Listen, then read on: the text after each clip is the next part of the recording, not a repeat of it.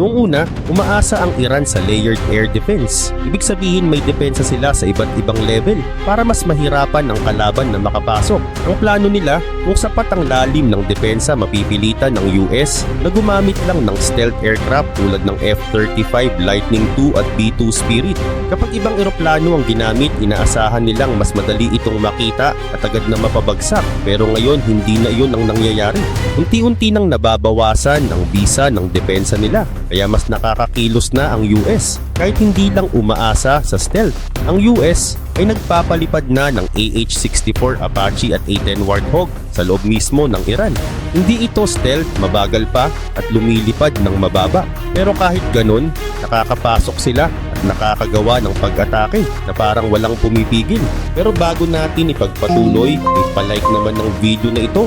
Malaking bagay na ito sa aming mga content creators. Maraming salamat po. Ayon kay Pete Hegseth noong March 26, malaya nang nakakakilos ang mga Apache at A-10 sa loob ng Iran at pati sa Strait of Hormuz. Ibig sabihin wala nang sapat na depensa ang Iran para pigilan sila. Ganito kasimple ang ibig sabihin nito. Kung nakakapasok ang mga ganitong eroplano, ibig sabihin mahina na ang depensa sa ere. Hindi ginagamit ang ganitong klaseng aircraft kung malakas pa ang kalaban. Ginagamit lang ito kapag halos wala nang kayang pumigil. At yun ang nangyari. Dahil sa Operation Epic Fury at Operation Roaring Lion, halos nawasak ang depensa ng Iran. Ayon kay Eyal Zamir ng Israel Defense Forces, umabot sa 80% ng air defenses ng Iran ang hindi na gumagana sa loob lang ng unang 24 hours ng pag-atake. Ang natira ay kaunti na lang. Kaya ngayon kahit simpleng attack aircraft nakakapasok na at nakakaatake ng diretso. Dati mahirap ito. Ngayon nagagawa na nila ng mas madali. Hindi lang nagsimula ang problema ng Iran sa depensa sa ere noong Operation Epic Fury o Operation Roaring Lion. Matagal na itong issue. Noong December 12 pa lang, may mga ulat na nagsasabing may malalaking butas na sa depensa ng Iran laban sa Israel at pati sa US. Mismong dating presidente ng Iran na si Hassan Rouhani ang nagsabi nito ng direkta. Ayon sa kanya, ligtas na para sa kalaban ang kalangitan ng Iran at halos wala na silang kakayahang pumigil. Idinagdag pa niya na ang mga kalapit na bansa tulad ng Iraq, Syria, Lebanon at Jordan ay may kontrol na ng US at Israel pagdating sa airspace. Ibig sabihin malapit na malapit ang pwesto ng mga kalaban para makapasok sa Iran kahit bago pa magsimula ang kasalukuyang operasyon. At hindi lang yon. Noong Operation Midnight Hammer sa June na nagdulot ng labanan sa pagitan ng Iran at Israel, maraming depensa ng Iran ang nawasak sa loob lang ng ilang oras. Kaya nang magsimula ang Operation Epic Fury, mahina na talaga ang depensa ng Iran.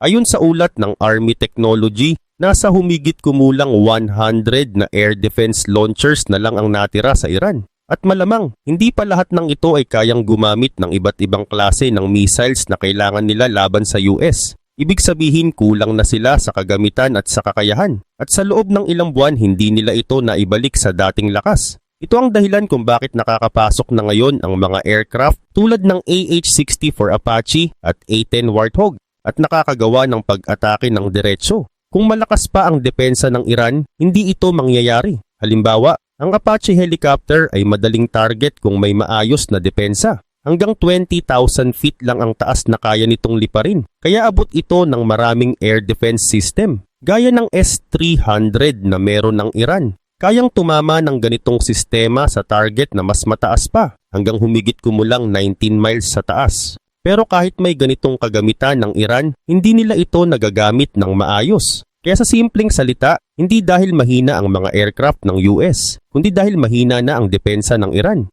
Yung abot na 19 miles ay para sa pinakabagong version ng S-300. Pero kahit lumang version pa nito, kaya pa rin nitong tamaan ng mga target na mas mataas kaysa kayang liparin ng AH-64 Apache. Kaya kung maayos pa ang depensa ng Iran, hindi dapat nakakapasok ang Apache. Pero nakakapasok pa rin sila.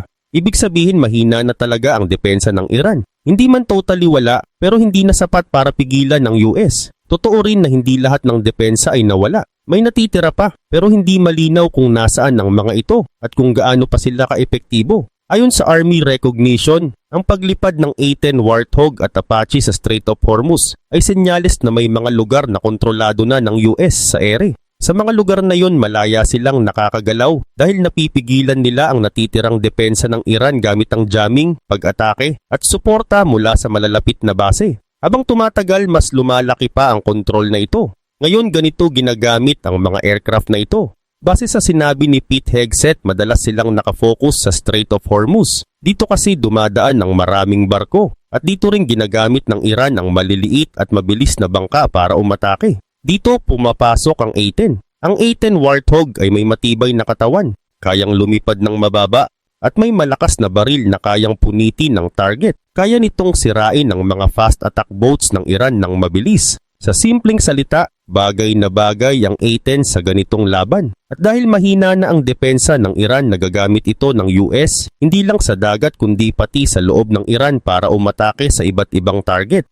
May nakita na ring video kung saan ginamit ng A-10 Warthog ang kanon nito para wasakin ang isang base ng grupong kakampi ng Iran sa Iraq. Ibig sabihin hindi lang sa dagat ginagamit ang A-10 kundi pati sa lupa. Sa ibang pag-atake, hindi lang kanon ang gamit nito. Kaya rin nitong magdala ng mga missile at bomba na pinapaputok mula sa malayo.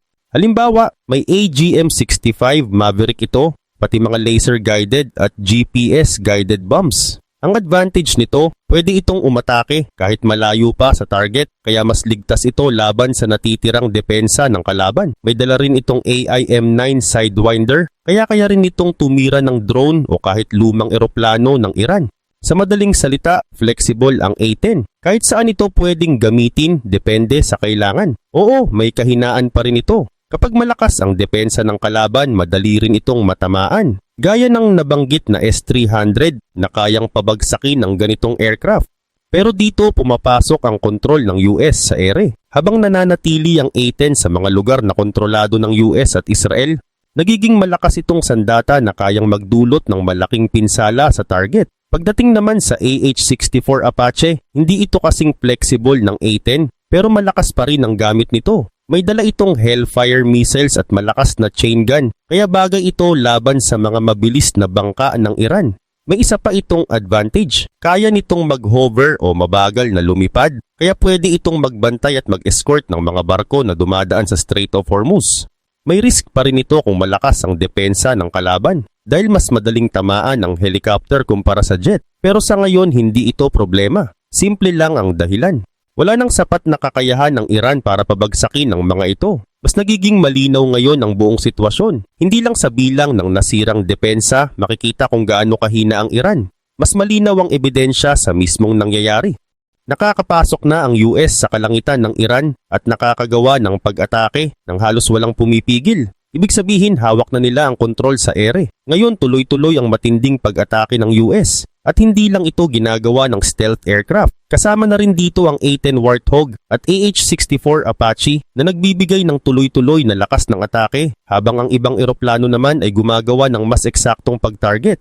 Hanggang March 25, umabot na sa mahigit 10,000 na target ang tinamaan ng US sa loob ng Iran. Mahalaga ito dahil ang binibilang ay mismong target, hindi lang dami ng bomba o missile.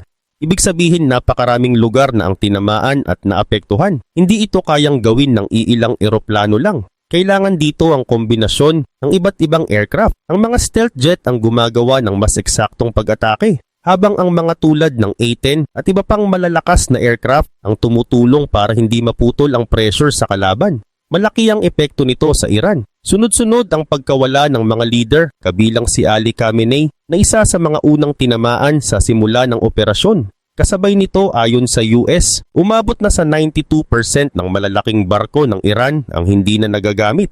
Bumaba rin ng 90% ang kanilang missile launches dahil sa tuloy-tuloy na pag-target sa kanilang mga launch sites. Hindi lang iisang bahagi ng military ang tinatamaan, pati command centers at mga lugar kung saan ginagawa ang mga armas ay naapektuhan. Ibig sabihin, hindi lang pinapahina ang kakayahan nilang umatake, kundi pati ang kakayahan nilang magplano at magpatuloy ng laban. Malaki rin ang papel ng A-10 Warthog sa lahat ng ito. Sa dagat, tumutulong ito kasama ng Apache para pigilan ang mga mabilis na bangka ng Iran na ginagamit laban sa mga barko. Sa lupa naman, halos anumang target na walang sapat na depensa ay pwedeng atakihin. Dahil mahina na ang depensa ng Iran, mas nagiging madali para sa kanila na umatake ng diretso, lalo na ang mga lugar kung saan naglulunsad ng missile. Ayon sa The Washington Post noong March 29, hindi bababa sa 29 na missile launch sites ng Iran ang tuluyang nasira mula nang magsimula ang operasyon. Malaki ang epekto nito dahil ito ang dahilan kung bakit biglang bumaba ang bilang ng missile attacks ng Iran nitong mga nakaraang linggo. Sa kabuuan, hindi lang basta umaatake ang US. Unti-unti nitong inaalis ang kakayahan ng Iran na lumaban habang pinapanatili ang kontrol sa ere para tuloy-tuloy ang operasyon. Hindi lang mga missile launch site ang tinatamaan ng US, pati ang mismong mga lugar kung saan ginagawa ang mga bahagi ng ballistic missiles ng Iran ay sinisira na rin. May buong network ang Iran para dito at pinapatakbo ito ng Iranian Ministry of Defense at ng Islamic Revolutionary Guard Corps. Sa ngayon, 4 sa pinakamahalagang lugar sa network na ito ang tinamaan na ng US. Kabilang dito ang Shahrud, Parchin, Kojir at Hakimiyah. Ang mga lugar na ito ay gumagawa ng fuel para sa missiles. Kaya kahit gaano pa kaganda ang missile kung wala itong fuel, hindi ito magagamit. Ito ang dahilan kung bakit matalinong target ang mga site na ito. Dahil mahina na ang depensa ng Iran, nakakapasok na ang iba't ibang aircraft ng US, kabilang ang A-10 Warthog, para direktang umatake sa mga ganitong lugar gamit ang mga bomba at long-range weapons. Mas nagiging malinaw pa ang papel ng A-10 dito. Hindi lang ito ginagamit ngayon. Mukhang kasama na rin ito sa mga unang araw ng operasyon kung saan tinira ang natitirang depensa ng Iran. Ayon sa Army Recognition, mahalaga ang unang hakbang ng US para makuha ang kontrol sa ere. Kaya ngayon malaya nang nakakagalaw ang mga aircraft tulad ng A-10 at Apache. Noong simula ng Operation Epic Fury, ang mga stealth aircraft tulad ng F-35 Lightning II, B-2 Spirit at F-22 Raptor ang unang ginamit. Sila ang pumasok ng hindi agad nakikita at tumira sa mahahalagang target. Pero hindi lang iyon ang ginawa ng US. Sinabayan ito ng cyber attacks at electronic warfare. Ibig sabihin, hindi lang nila sinisira ang mga depensa, pinapahina rin nila ang kakayahan nitong gumana. Ginawa nila ito sa pamamagitan ng pag-interfere sa radar at sensors ng Iran. Gumamit sila ng iba't ibang paraan, kabilang ang mga aircraft tulad ng EA-18G Growler na kayang guluhin ang signal ng kalaban. Dahil dito, nagkaroon ng mga sandaling humina ang depensa ng Iran sa ilang lugar. At sa mga sandaling iyon, nakakapasok ang US at nakakagawa ng pag-atake ng mas madali. Sa madaling paliwanag, hindi lang lakas ang ginamit ng US. Pinagsabay nila ang teknolohiya, timing at iba't ibang paraan ng pag-atake para unti-unting pahinain ang depensa ng Iran hanggang sa makarating sa puntong halos wala na itong kayang gawin para pigilan ang mga pag-atake. Dahil sa pinagsamang cyber attacks at electronic warfare ng US, nagkaroon ng mga sandaling humina ang depensa ng Iran. Hindi ibig sabihin na tuluyang nawala agad pero nagkaroon ng mga pagkakataon na hindi ito gumana ng maayos. At sa mismong mga sandaling iyon doon pumasok ang US. Dito nagsimulang gamitin ang A-10 Warthog at kalaunan pati ang AH-64 Apache. Ang ginagawa nila ay simple pero epektibo. Papasok sila, tatamaan ang target at lalabas agad bago pa makabawi ang depensa ng Iran. Hindi ito isang beses lang nangyari. Paulit-ulit itong ginagawa, kaya unti-unting nauubos ang natitirang depensa ng Iran. May isa pang posibleng nangyari na mas nagpapaliwanag ng sitwasyon. Habang humihina ang depensa dahil sa cyber at electronic attacks, ginamit din ng A-10 para diretsyong sirain ang mga natitirang air defense units. Ibig sabihin habang bulag o mahina ang radar at sensors ng Iran, doon sila inatake. May pagkaironya ito. Ang mga aircraft na dapat sana ay kayang pabagsakin ng air defenses ng Iran, sila pa mismo ang naging dahilan kung bakit tuluyang nasira ang mga depensang yun. At ngayon iba na ang sitwasyon kumpara sa dati. Malaya nang nakakalipad ang A-10 at Apache sa loob ng Iran. Hindi na sila basta napipigilan. Ibig sabihin ang kontrol ng US sa ere ay hindi lang sapat para makagawa ng pag-atake, kundi halos buong kontrol na. May mga eksperto na nagsasabi na lampas na ito sa simpleng kontrol. Isa na dito si David Petraeus na dati ring namuno sa United States Central Command. Ayon sa kanya, sa kasalukuyan hindi na gaanong problema ang depensa ng Iran laban sa aircraft basta hindi lumilipad ng sobrang baba. Ibig sabihin kayang-kaya na ng US na magpadala ng aircraft at magpatuloy ng pag-atake ng tuloy-tuloy. Pero kahit ganito na ang sitwasyon, may konting pag-iingat pa rin. Hindi pa rin nawawala ang lahat ng banta. May natitira pa ring mga sundalo na may hawak na machine guns at shoulder-fired weapons. Hindi man ito kasing lakas ng dati nilang depensa, pwede pa rin itong makapinsala kung hindi mag-iingat ang mga aircraft. Kaya sa opisyal na pahayag, mas pinipili pa rin ng US na sabihing may air superiority sila kaysa sabihing total control na talaga. Pero kung titignan ang aktwal na nangyayari, halos wala nang pumipigil. Sa labas ng iilang maliit na banta, kayang magpadala ang US ng halos kahit anong aircraft sa loob ng Iran nang hindi nahaharang.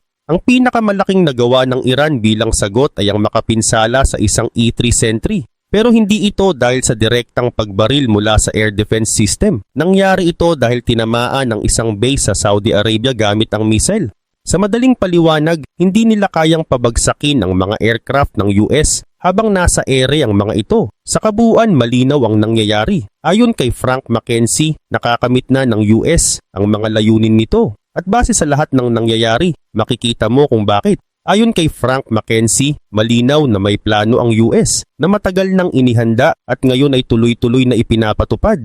Ang pinakaimportante sa lahat, napahina nila ang depensa ng Iran sa ere hanggang sa puntong masasabi na halos hawak na nila ang kalangitan sa malaking bahagi ng bansa. Dahil dito nagkaroon sila ng pagkakataon na gawin ang susunod na hakbang. Hindi na lang basta umatake, kundi aktibong hanapin at sirain ang mga ballistic missile ng Iran. Hindi lang siya ang nagsabi nito. May isa pang dating pinuno ng United States Central Command na gumamit din ng salitang air supremacy kaysa air superiority. Ibig sabihin kahit hindi pa ito diretsyong sinasabi ng kasalukuyang mga leader ng US, may mga eksperto na naniniwalang halos kumpleto na ang kontrol nila sa ere. At dito na nagsisimula ang susunod na pagbabago sa laban. Magpapatuloy pa rin ang pag-atake ng US mula sa ere pero hindi na kasing dami tulad ng mga naunang araw. Hindi na kailangan dahil karamihan sa mahalagang target ng Iran ay tinamaan na. Ngayon mas tutok na sila sa mga natitirang mahalagang target. Kabilang dito ang mga lugar kung saan naglulunsad, nagtatago at gumagawa ng ballistic missiles. At dito muling nagiging mahalaga ang A-10 Warthog. Dahil kaya nitong umatake mula sa malayo gamit ang mga dala nitong armas, pwede itong pumasok sa mga ligtas na bahagi ng ere na kontrolado ng US, tumira ng target at agad bumalik. Hindi na nito kailangang manatili ng matagal sa delikadong lugar. Samantala, ang ibang A-10 at AH-64 Apache ay nakafocus sa Strait of Hormuz. Doon nila hinaharap ang mga mabilis na bangka ng Iran na ginagamit para pigilan ang pagdaan ng mga barko. Ayon sa The Wall Street Journal, napakahalaga ng dalawang aircraft na ito sa laban sa Strait of Hormuz at sila ang pangunahing dahilan kung bakit nagsimula ang seryosong operasyon doon. Pero hindi ito matatapos agad. Posibleng abutin ng ilang linggo bago tuluyang malinis ang lugar mula sa mga missile site, bangka at iba pang gamit ng Iran. Ayon kay Dan Kane, ang mga A-10 at Apache ay nakapokus sa southern side ng strait. Hindi lang US ang gumagalaw dito. Pati ang mga kakampi nila ay gumagamit ng Apache para pabagsakin ang mga drone na isang beses lang umatake. Kapag pinagsama mo ang A-10 Apache at iba pang fighter jets, makikita mo kung gaano kalakas ang puwersa ng US sa lugar. Mas nagiging delikado para sa Iran na ipagpatuloy ang pagharang sa Strait of Hormuz. Pero kahit ganun, hindi pa ito tuluyang nabubuksan. May ilang barko pa rin ang nakakadaan pero kaunti lang. Nagbigay si Donald Trump ng deadline hanggang April 6 para tuluyang buksan ng Iran ang strait. Kaya sa mga susunod na araw malamang na mas marami pang pag-atake mula sa A-10 at Apache ang mangyayari. At bawat pag-atake na yon ay paalala kung gaano kalakas ang puwersa ng US sa laban na ito. Ang pinakamalaking tanong ngayon ay kung susunod ba ang Iran sa hinihingi ni Donald Trump. Kung oo, masasabi na nagawa na ng A-10 Warthog at Apache ang kanilang trabaho. Dahil sa tuloy-tuloy na pag-atake, humina ang kakayahan ng Iran sa Strait of Hormuz hanggang sa puntong wala na itong masyadong pagpipilian kundi umatras. Pero kung hindi susuko ang Iran at ipagpapatuloy ang pagharang sa strait, doon papasok ang mas seryosong hakbang. Pwedeng magpadala ang US ng mga sundalo sa lupa. Dito na papasok ang mga target na matagal nang pinag-uusapan. Maaring tutukan ng mga isla sa Strait of Hormuz o kaya naman ang Karg Island na isa sa pinakamahalagang pinanggagalingan ng kita ng Iran. Kapag tinamaan ang mga lugar na ito, hindi lang ito simpleng pag-atake. Malaki ang epekto nito sa kakayahan ng Iran na magpatuloy sa laban, lalo na sa usaping pera at kontrol sa dagat. At mahalagang tandaan, hindi ito bigla ang plano.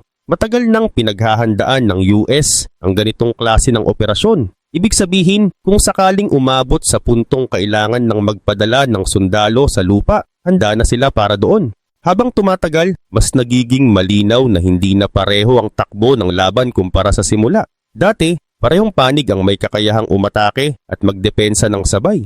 Pero ngayon, mas nakikita na kung sino ang mas may kontrol sa sitwasyon. Para sa Iran, mas nagiging mahirap ang bawat araw. Hindi lang dahil sa mga pag-atake, kundi dahil sa hirap na makabawi agad. Kapag may nasira, hindi ito agad napapalitan. Kapag may nawalang kakayahan, mas tumatagal bago ito maibalik. May epekto rin ito sa bilis ng kanilang pagdesisyon. Sa halip na kumilos agad, mas pinipili nilang maghintay at mag-obserba muna. Pero habang ginagawa nila ito, tuloy-tuloy naman ang galaw ng US. Sa kabilang side, mas nagiging kontrolado ang galaw ng US. Hindi nila kailangan magmadali. Kaya nilang pumili ng tamang oras at tamang target para umatake. Sa ganitong paraan, unti-unting nagbabago ang balanse ng laban. Hindi ito bigla ang pagbabago, kundi dahan-dahang paglipat ng kontrol mula sa isang panig papunta sa kabila. At habang nagpapatuloy ito, mas nagiging malinaw kung saan papunta ang sitwasyon. Habang nagpapatuloy ang mga pangyayari, mas nagiging malinaw na hindi pa tapos ang laban. May mga susunod pang hakbang na pwedeng magbago sa sitwasyon anumang oras. Sa ganitong sitwasyon, makikita rin ang epekto sa pagplano ng mga susunod na hakbang.